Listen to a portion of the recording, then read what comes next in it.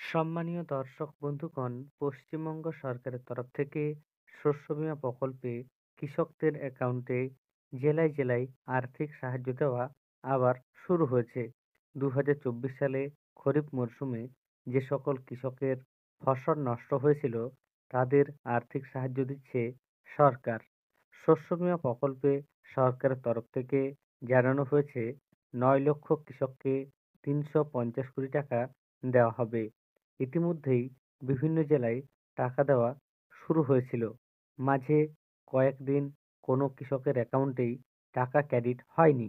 তখন হয়তো অনেকেই ভেবেছিলেন টাকা দেওয়ার যে প্রক্রিয়া তা শেষ হয়ে গেছে। তবে তা শেষ হয়নি। আমি আপনাদের 2 দিন আগেই জানিয়েছিলাম এই 2 ভিডিওতে যে কৃষকদের জন্য আরও টাকা ছাড়া হচ্ছে।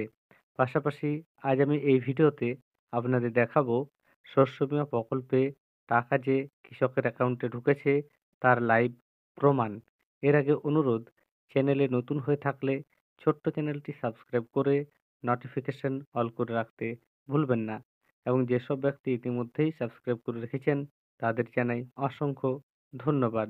শস্য বীমা প্রকল্পে 2024 সালের খরিফ মরশুমে অতিবৃষ্টি, দানা ঘূর্ণিঝড় এবং ডিভিসির ছাড়া জলে যে সকল কৃষকের ফসল নষ্ট হয়েছিল তাদেরই এখন ক্ষতিপূরণ দেওয়া হচ্ছে।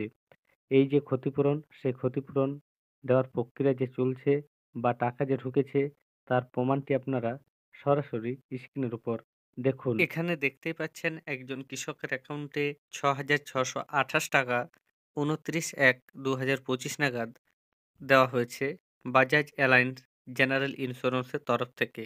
অর্থাৎ এটি শস্য বীমা প্রকল্পের টাকা। এই টাকাটি পেয়েছেন আমাদের যে জেলা থেকে, সেই জেলার নাম আমি আপনাদের জানাচ্ছি। সেই জেলাটি হচ্ছে মুর্শিদাবাদ জেলা। এই মুর্শিদাবাদ জেলায় বেশ কয়েকদিন ধরেই টাকা ক্রেডিট হওয়া শুরু হয়েছে এবং অনেকেই টাকা পাচ্ছে। এর পাশাপাশি আপনাদের জানিয়ে রাখি, আপনারা টাকা পাবেন কি পাবেন না তা জানার জন্য নিজের স্ট্যাটাসটি চেক করবেন। যদি আপনার স্ট্যাটাসে ক্লেম নট রিপোর্টেড থেকে থাকে, সেক্ষেত্রে বুঝবেন আপনার যে টাকা দেওয়ার প্রক্রিয়া তা শুরু হয়নি। কেননা ক্লেম নট রিপোর্টেড লেখা থাকলে আপনারা টাকা পাবেন না। এছাড়া এখন অনেকেরই প্রশ্ন, কোন কোন জেলায় টাকা দেওয়া হচ্ছে। দেখুন, 2024 সালে খরিফ মরশুমে পশ্চিমবঙ্গের বিভিন্ন জেলায় ফসল নষ্ট হয়েছিল।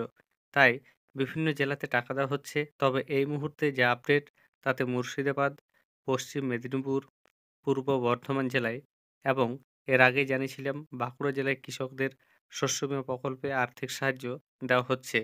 অনেকে প্রশ্ন করছেন নিজের ব্লকের নাম অনুযায়ী যে ওই ব্লকে টাকা দেওয়া হবে কি হবে না।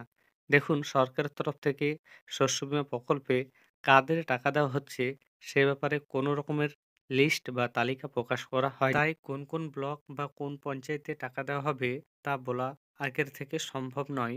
আমরা যে তথ্য আপনাদের সামনে তুলে ধরছি তা বিভিন্ন সংবাদপত্র থেকে পাওয়া খবর, বিভিন্ন পেপার থেকে পাওয়া খবর এবং এই চ্যানেলের অনেক দর্শক রয়েছেন যারা হোয়াটসঅ্যাপে তাদের নানা তথ্য আমাদের দিয়ে থাকেন। সে তথ্যগুলি আপনাদের সামনে আমি তুলে ধরি।